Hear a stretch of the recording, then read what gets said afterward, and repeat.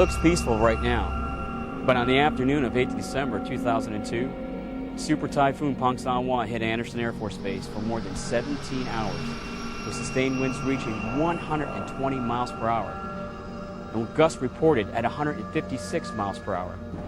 The total rainfall came to over 17 inches. The widespread damage caused was estimated at $112.1 million. Cars, trucks, and even tractor-trailers were flipped and piled up. Many structures were damaged and many others destroyed. Hundreds of trees were uprooted and snapped, and a majority of the base road signs were destroyed. With all the devastation, amazingly, no serious injuries occurred. It is a safe bet that you will prepare for many more storms than you will actually experience during your stay on Guam. However, the key to surviving the typhoons and the aftermath is preparation. Typhoons are erratic in their behavior. The storms frequently change direction, speed, and intensity several times during 1 or 2 day period. Never ignore a storm warning. On any day of the year on Guam, there is a potential for a typhoon developing and affecting the island within 72 hours. Therefore, Andersen Air Force Base is in condition of readiness Core 4 continuously. During Core 4, sustained winds of 50 knots or greater are anticipated within 72 hours. Now is the time to prepare. Don't wait for Core 3 to be announced. Begin now by stocking up enough food and supplies to support yourself and your family for approximately a week. Set aside a closet or an area in your home or dorm room and designate it as your typhoon locker. Stock it and inventory it regularly. Be sure you check the expiration dates on food, water, and batteries, and rotate your stock as needed. Also, now is the time to ensure your window screens are in place and in good condition in the event the power or air conditioning is out for several days. If you live in the dorms, you still need to have a good supply of food and water until the dining facilities are back in operation.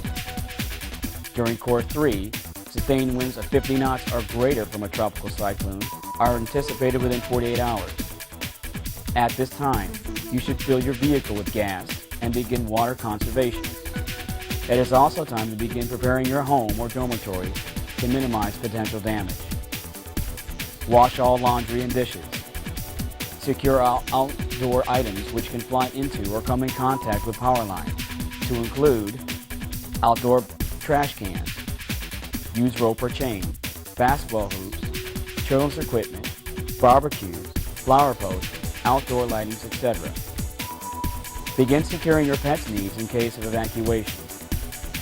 Check lanterns and flashlights. Move your toolbox indoors so the tools are available to make emergency repairs from inside during the typhoon. Clean out the refrigerator to discard any items likely to spoil. Monitor weather developments closely by checking the reports on television and radio frequently. During Core 2, sustained winds of 50 knots or greater are expected within 24 hours. Pack your freezer tightly with containers of water and turn the refrigerator to its highest setting to retain coolness during power outages. Close and secure all windows and shutters. Remove furniture and carpet near areas where water may seep in. Fill items such as washing machine, clean pails, and trash cans with water for washing. For drinking water, sterilize your bathtub and any other containers before filling them with water. The clinic will contact expecting mothers if they are 38 weeks and beyond their pregnancies to offer transportation to Naval Hospital for the duration of the storm. Sometimes rapidly changing barometric pressure induces labor.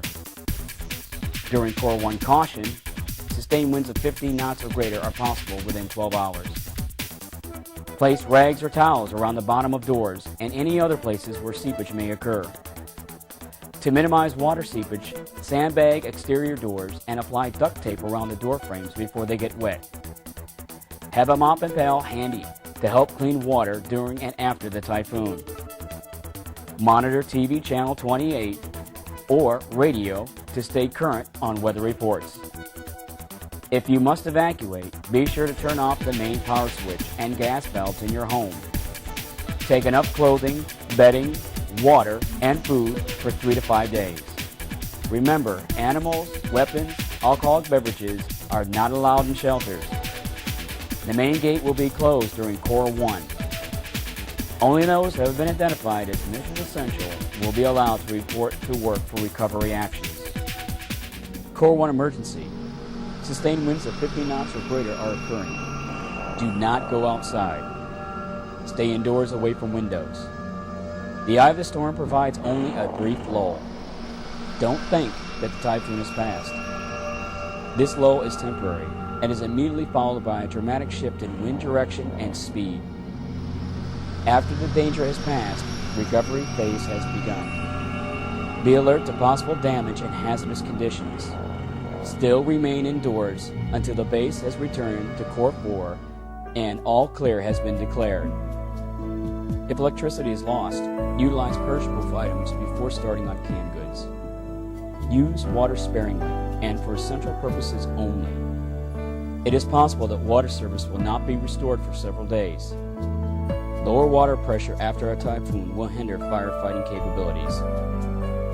Use your emergency water supply until the announcement has been made that the water supply has returned to normal. After the base has returned to Core 4, outside cleanup will be initiated. Place all debris near normal trash pickup points, on the lawn near the sidewalk. Do not place debris in the street or in the gutters. Drive cautiously and only if necessary. Roads will be cluttered with debris and fallen trees. Street signs may be down. All four-way intersections will be treated as four-way stop. Many of the houses in our housing area have the new style accordion shutters. First thing that you would do in the operation of these shutters is, if you have the locking post engaged through the holes in the top railings, you would unscrew the screw that's in the locking bolt. Then allow the locking bolt to slide down. Once you have it down, you would screw the screw back in, locking the locking bolt back into place and out of the way of the hole. The next thing you would do is take the bottom locking bolt. If you have it engaged through the bottom railing, then you would do the same thing. You would unscrew the screw and lift up the locking bolt. Then you would screw it into place. The next thing that you would do is go ahead and close the shutter. You want to try to get one hand near the top of the shutter and one hand near the bottom of the shutter so that the shutter closes evenly. Just pull the shutter. Okay.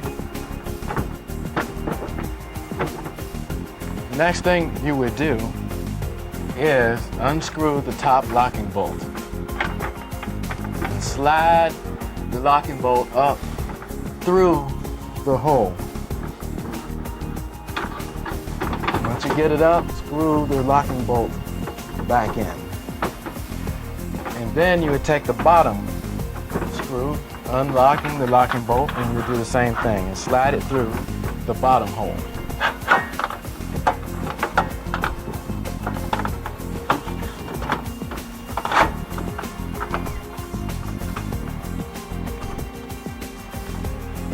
Next thing that you would do, now that the right side is secure, go ahead and unlock the left side, doing the same thing. Now that you have the left side unsecured, you can go ahead and close the left side of the shutter, allowing the right side to slide right into the groove. Then you would go ahead, turn the T-handle, and the hook locks in place on the inside. The next thing you would do, your final step, go ahead and lock your locking bolts into place.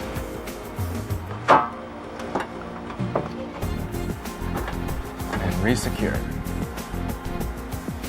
And there you have a secure Typhoon shutter.